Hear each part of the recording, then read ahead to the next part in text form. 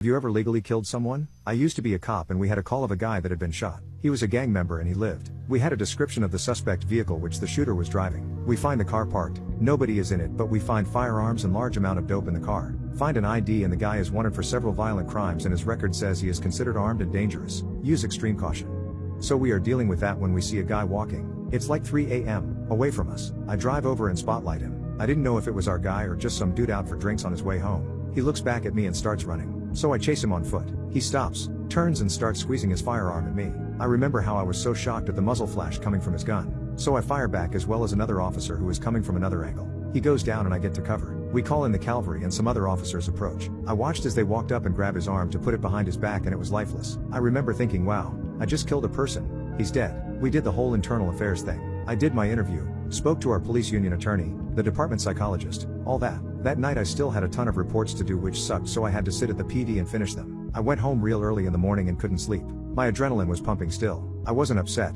I joked with other guys and we laughed about how I was Neo from Matrix dodging bullets. After something like that you get calls from everyone you know and I couldn't talk about it as it was obviously now an IA investigation. When friends outside law enforcement heard it was me in the paper I got more and more calls. It felt good that people cared. A few days later I was at Best Buy with my fiancée looking at stuff for our house we were buying and a kid accidentally popped a balloon.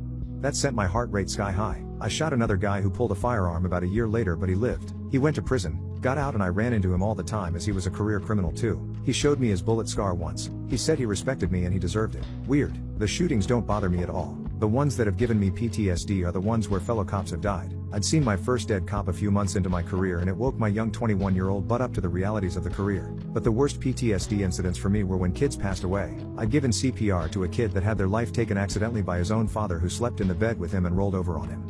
Those affected me but they were exacerbated when my child was born.